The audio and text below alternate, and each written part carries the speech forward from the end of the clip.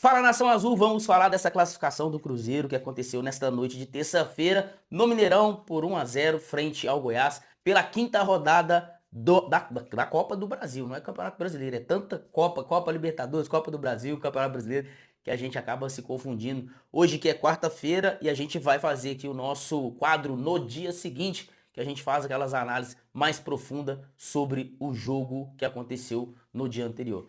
Então é isso mesmo, galera. Você que não é inscrito, se inscreva no canal, ative as notificações, compartilhe esse vídeo com o máximo de pessoas. Nós temos uma meta aqui de 10 mil inscritos, que a gente consiga o quanto antes atingir essa meta. E é isso aí, galera. Cruzeiro que venceu o Goiás na noite passada por 1-0. 1-0. Muita gente esperava um placar mais largo, um placar mais avantajado, mas a verdade é que o Cruzeiro foi nas condições mínimas. E era o que precisava para se classificar, né? Era o que precisava. 1-0. Primeiro ponto que eu queria enaltecer aqui é a escalação do Arthur Jorge, né? O Arthur Jorge tem se mostrado um treinador muito corajoso, audacioso, que tem aquele desejo de sempre vencer. E isso é bom. Eu acho que era um treinador que todo mundo gostaria de ter no seu time, cara. Pô, terrível o treinador que se retranca, que se acovarda diante de um jogo. E o Arthur Jorge não é esse tipo de treinador. E que bom que ele vai estar aqui com a gente até 2030, né? E aí você vai entendendo por que o Cruzeiro rapidamente entendeu ali no primeiro mês que o Arthur Jorge era o nome certo para estar à frente do projeto a longo prazo. Então, ontem ele entra com a escalação com vários garotos, vários jovens. Se você pensar que o Caio Jorge ainda é jovem, né, cara? É novo ainda, né, o Caio Jorge. Mas já é um jogador que já passou na Europa e rodado, né? Mas o Arroio também passou na Europa e é rodado. Mas é jovem, tem 19 anos. Aí você pega ali o Kenji, muito jovem ainda, 19 anos também. Você pega o próprio Cauã Moraes, jovem ainda, 19 anos. O Otávio, gente, tem 20 anos. O Jonathan Jesus, gente. O Jonathan Jesus tem o quê? 21? O Jonathan Jesus tem quanto, gente? Tem 21 ou 22? Ou nem isso. Enfim, vários jogadores jovens. Gente, treinador não tem coragem de colocar essa quantidade de jogador jovem. Isso não pode passar despercebido por nós. Não pode. O Arthur Jorge ontem ele mostrou uma característica que ele confia nos jovens, ele vê a qualidade e ele coloca pra jogar. Não tem essa de ficar, ai, sabe? Vários treinadores aqui no Cruzeiro, a gente já viu fazendo isso, colocava os caras de 35, 40 anos, não colocava o menino de 20, 22. Porque o cara não coloca o dele na reta. Ele não coloca o dele na reta. Já o Arthur Jorge, cara, Arthur Jorge, contrato longo, sabendo que tem a confiança da diretoria, vai lá e coloca os meninos jovens. E isso é bom, gente, sabe por quê? Você fica com um time mais rápido, mais forte, e você vai proporcionar um caixa para o seu time, porque esses jogadores aparecendo, jogando, ele vai surgir oferta, vai. É vitrine, gente. O Cruzeiro hoje é uma grande vitrine. Na verdade, hoje não, sempre foi. Então, ainda que às vezes não seja titular absoluto, mas em algum momento vai surgir oferta. E o Cruzeiro vai fazer caixa, que eu acho que é um diferencial que o Cruzeiro precisa para chegar no nível de Palmeiras e depois chegar no nível de Flamengo. Os caras têm faturamento de 2 bilhões. Nós chegamos na casa dos 600, né? No ano passado. E agora a gente precisa continuar evoluindo, né, a receita do clube. Como é que o Cruzeiro vai evoluir? Vendendo jogador. E como é que vende jogador? Colocando jogadores jovens para jogar. Que jogador jovem é que vende. Você não vai vender jogador de 30 anos. Você vai vender jogador de 20 anos, de 18 anos, de 22 anos, de 23 anos. Então, cara, sensacional, tá? Pontuar isso aí. E outra coisa, não é só jogador jovem. Ele colocou um time, cara, pra frente. Um time com vocação pra atacar. E aí eu lembrei da final da Libertadores 2024, quando ele perde um volante. E aí, em situações normais, qualquer treinador tiraria um atacante, recuaria o time. Ele não fez isso. Ele manteve o time dele ali, organizou taticamente, orientou e continuou atacando. E parece que o Arthur Jorge tinha 11 jogadores, ele não tinha 9 jogadores de linha. Ele tinha 11 jogadores de linha contra 10 do Atlético. Ficou parecendo isso. O volume de jogo que ele proporcionou naquela final, cara, absurdo. Então ontem ele mostrou isso na escalação do Cruzeiro. Vocação para atacar, confia nos jovens. O Cruzeiro tem um projeto mesmo para vender jogadores jovens, para aumentar a receita. O treinador, ele tá engajado nesse projeto e tá fazendo. Não é historinha, não é teoria, é na prática. E aí o Cruzeiro dentro de campo contra o Goiás. Cara, um jogo muito aberto, tá?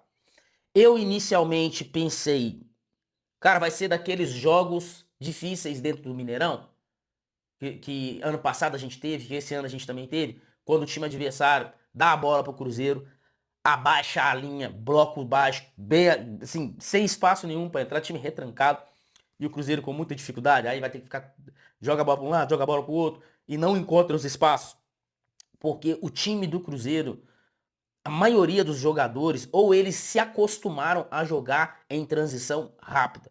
Então o time do Cruzeiro precisa que o time adversário ataque ele em alguns momentos e proporcione espaço, principalmente nas costas dos laterais, nas costas do zagueiro. Porque Caio Jorge gosta de jogar assim. O Matheus Pereira gosta de ter atacantes à sua frente que tem esse espaço para ele lançar a bola nas costas do defensor. Inclusive ontem ele fez uma dessa, né, com o Kaique, né? Absurdo, né? Absurdo aquela assistência do Matheus Pereira ali, cara. Ele faz isso em todo jogo, né? É uma, duas, três vezes. Se todo mundo convertesse, cara, o Matheus Pereira seria o maior assistente do mundo. Do mundo. É absurdo, cara. É absurdo. Não tô exagerando aqui, não. Se todo mundo convertesse os gols que o Matheus Pereira dá esse tipo de assistência. Então, a Jorge é assim, Matheus Pereira é assim. O próprio Christian é assim, gosta de jogar na transição rápida. O Kaique é desse jeito. Então, o Lucas Romero também gosta de jogar dessa forma. Então, a maioria dos jogadores do Cruzeiro gosta de jogar na transição rápida. Então, eles preferem que o time ataque eles e no contra-ataque, com espaço, eles conseguem construir a vitória, fazendo gols, etc. Então eu pensei assim, falei, vai ser daqueles jogos ruins, difíceis pro Cruzeiro. O Goiás vai baixar a linha. Não, não foi. Não foi desse jeito. O Goiás não foi um time covarde ou que ficou baixando as linhas e não tentou jogar. O Goiás tentou jogar.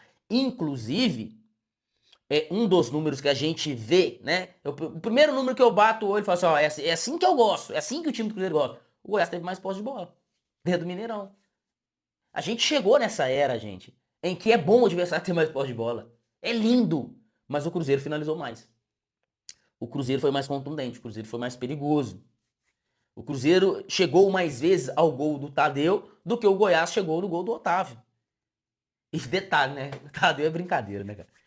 Ontem eu fiquei pensando, falei, é por isso que depois do Fábio, todas as vezes que o Cruzeiro cogitou contratar um goleiro, precisou de um goleiro, o primeiro nome que o cruzeirense lembra.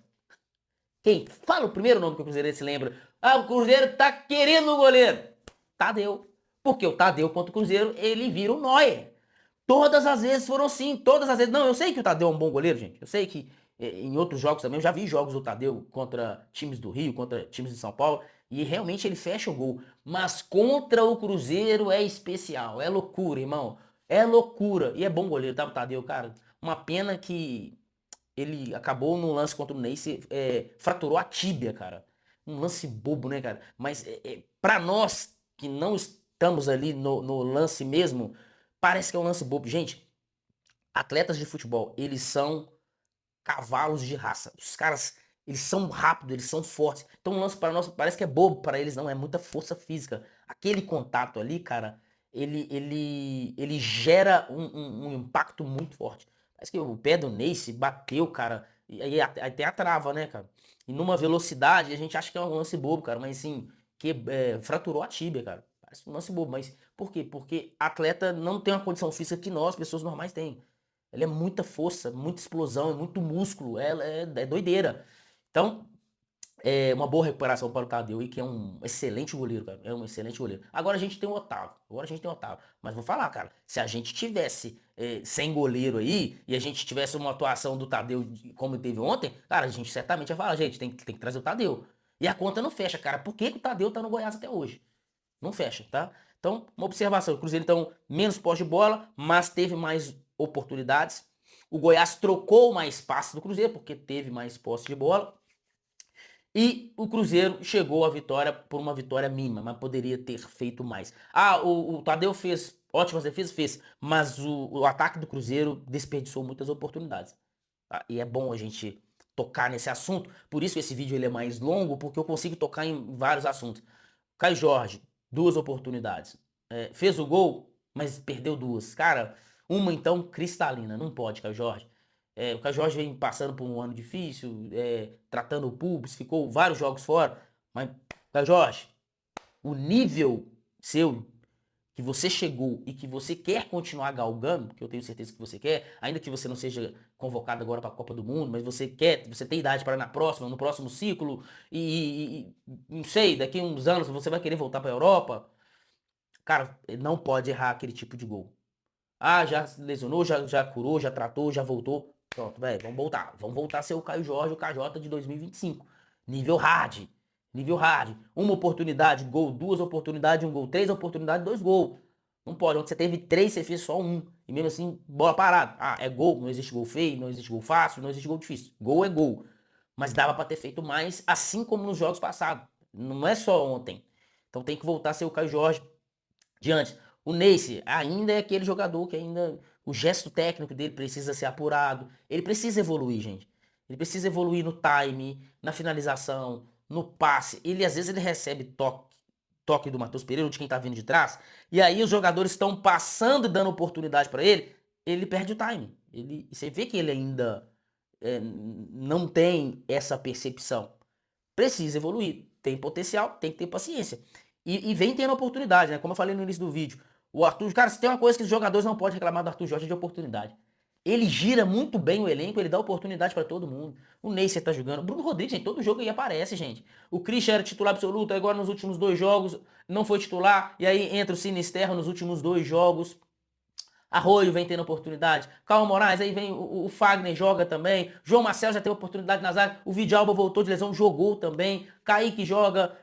O Calma Prats está lesionado agora, mas também entrava, jogava também. Então, ninguém, cara, ninguém no Cruzeiro pode reclamar que não tem oportunidade. Lucas Silva joga, o Lucas Romero já ficou no banco já. O Gerson jogou, sai todo jogo, o Gerson sai. O Matheus Pereira tem saído bastante do time também. Outros jogadores tentam. Ontem, gente, o Marquinhos surgiu como um suplente. Por quê? Porque o Arthur Jorge, ele tem uma característica, cara, como ele gosta de contar com todo mundo e ele quer que todo mundo jogue. Então, é bom pro jogador, é bom pro time e é bom até pro titular absoluto, porque ele descansa, cara. O Gerson mesmo é um cara que a gente tem que ter muito cuidado com ele. O Gerson, ele é alto e ele é forte. Ele é um jogador pesado, velho.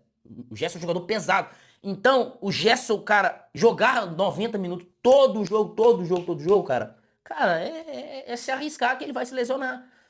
Diferentemente, por exemplo, do Matheus Pereira, cara, que às vezes joga todo jogo, mas direto fica suspenso por terceiro cartão amarelo. Então ele acaba descansando, né? E o Matheus Pereira é um jogador que parece que ele nasceu com essa vantagem física. É um jogador que não se lesiona, não tem lesão muscular. Qual foi a lesão muscular que o Matheus Pereira teve no Cruzeiro, gente? Ele chegou em 2024? Ou 2023? Me deu um branco aqui agora. Mas enfim, qual foi a lesão muscular que o Matheus Pereira teve? Não tem, porque é aquele tipo de atleta que nasceu com essa vantagem, com essa virtude. Não tem lesão muscular. É igual você pega o Neymar, a quantidade de lesão que o Neymar teve na carreira. O Ronaldinho Gaúcho não teve, cara, lesão assim. O Ronaldinho Gaúcho não teve, na carreira inteira, uma lesão importante. Não teve. Fratura, uma lesão muscular de grau 4, de grau 3, não teve. Por quê? Nasceu com essa vantagem e fez muito bom uso dela. Então o Matheus Pereira é esse tipo de jogador. O Gerson já tem que tomar cuidado. Já teve, inclusive aqui no Cruzeiro, já teve lesão muscular. É igual eu falei, é um jogador, ele é alto e forte, então ele é pesado.